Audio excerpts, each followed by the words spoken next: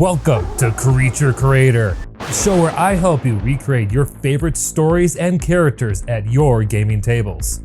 This time, we are taking a long overdue return trip to the FNAF series to look at the 5th entry in the franchise, Five Nights at Freddy's sister location. I'll be honest, folks, I was worried I wouldn't have much more to offer you that I haven't already covered in my prior FNAF videos.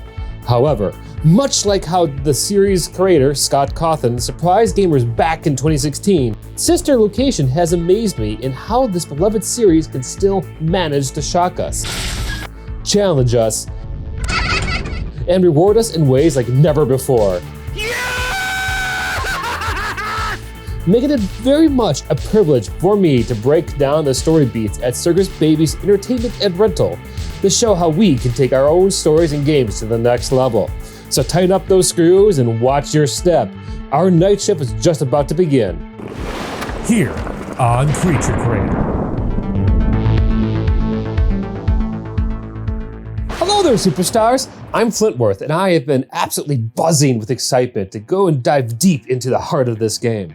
Unlike the last 4 titles in the series, which hid the majority of their plots within secret cutscenes or clues in the background, Sister Location is the first with a clear and focused narrative out in the forefront.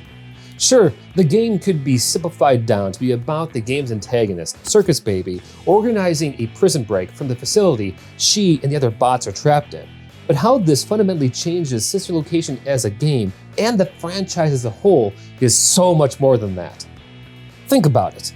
Up to this point, in all my past FNAF guides, I've always spent more time helping you plan out your animatronic encounters over anything else. Yes, I did what I could to help you develop your stories here and there, yet despite that, I never really made plot development my main focus, because it never was the focus in those earlier titles. Nailing down the game's mechanics was. If anything, the plot only really serves to draw people in with an engaging setup, kind of like a game at a carnival. Hurry, hurry, come try your luck surviving a pizzeria filled with killer animatronics. Make it past 5 nights and win a prize! All you have to do is wait for the perfect time to shut your security doors. That's just 2 doors, folks, count them. 1, 2, even a small child could do it. Come on down! This all changed in Five Nights at Freddy's sister location, where, for the first time, the game was designed around the narrative, as players are challenged to beat a series of seemingly loosely connected minigames that superbly drive the plot forward. Except for the game on night 4. That is a tedious nightmare that can f off with its mini arenas and unwinding screws straight to the scrap heap for all I care.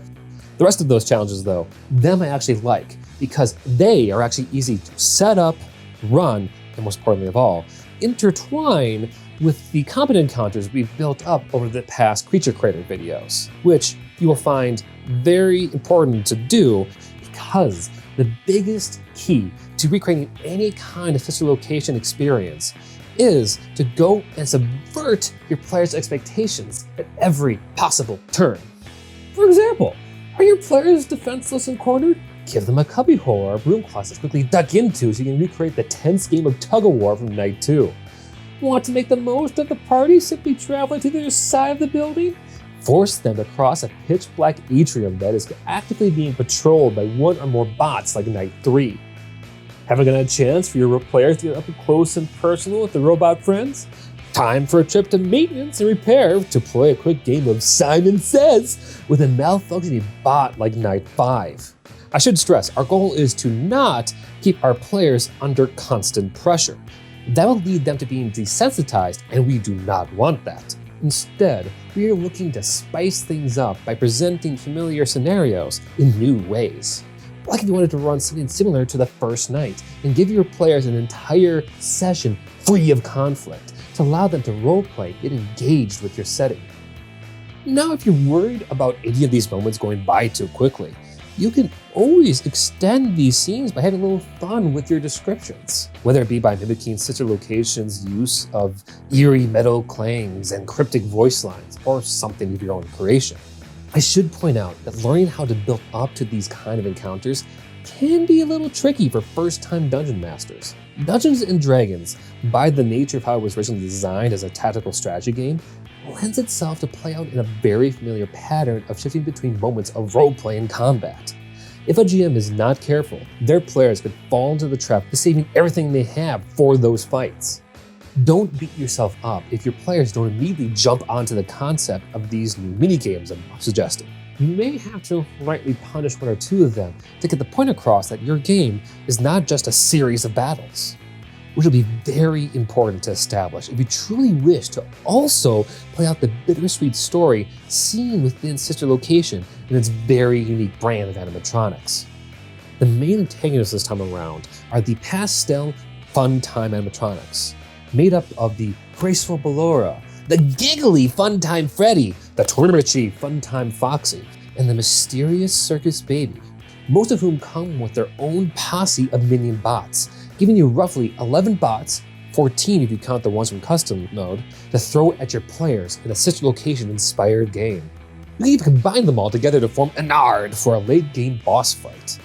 What will be really fun for you is not the fact that the Funtime animatronics are very intelligent, can talk, nor is it the fact that they can open up to store someone inside themselves. No, rather, you will come to love having a new set of machines that differ from those of any other bots up to this point.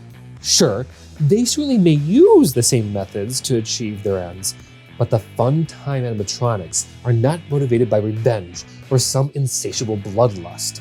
Instead, their aim is to escape the rental facility their creator, William Afton, locked them away in after one of their own accidentally killed his daughter. I will leave the implications of this on the series lore to the theorists out there, but for our purposes, this means we now have 3 distinct groups of enemies to pull from for our FNAF-themed games, which will be very handy for those looking to run full-length campaigns out there. Try as hard as you like, the potential plans for a villain like Afton only lasts for as long as he has not been found and smashed to pieces by your players, which, trust me, will never be for as long as you like. Your villain's effects upon your world, though, they can last until your story's end. Exploring themes of a family legacy and forgotten secrets can do wonders to extend the influence of a big bad long after their defeat, or until they are brought back inexplicably in your 3rd act. In the case of Sister Location, this narrative arc is played around with the character Circus Baby, the animatronic who killed and subsequently got possessed by William Afton's daughter, Elizabeth. But you really shouldn't have any problems recreating in your games, all things considered. The real challenge you will find is how to properly use them. As I stated before, the key to recreating Sister Location is in subverting your players' expectations at every turn.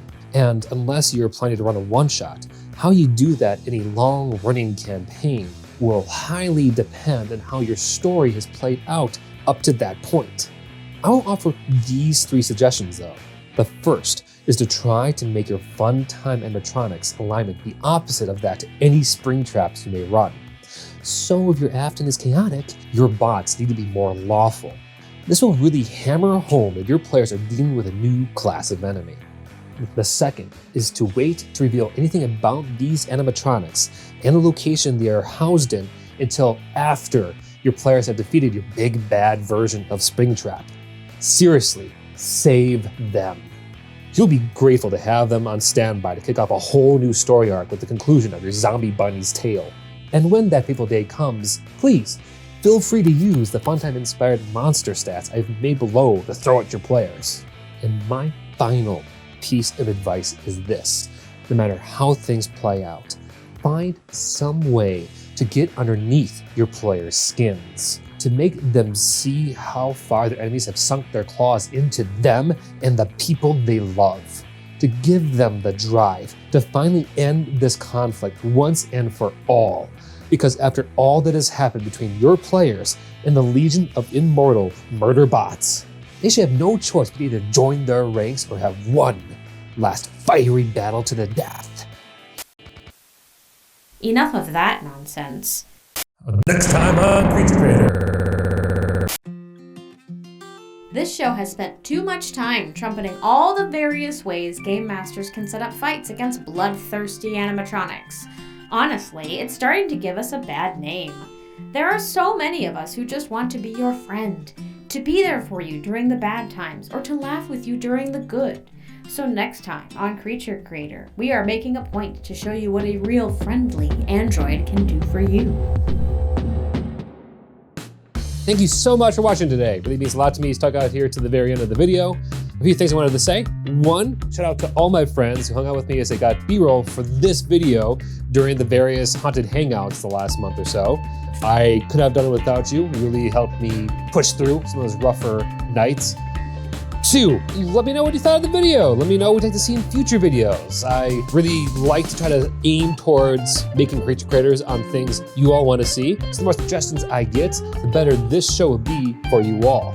And three, consider liking, subscribing, and just sharing this video around. And if you don't, no worries. You're so awesome, and I love you either way. Take care.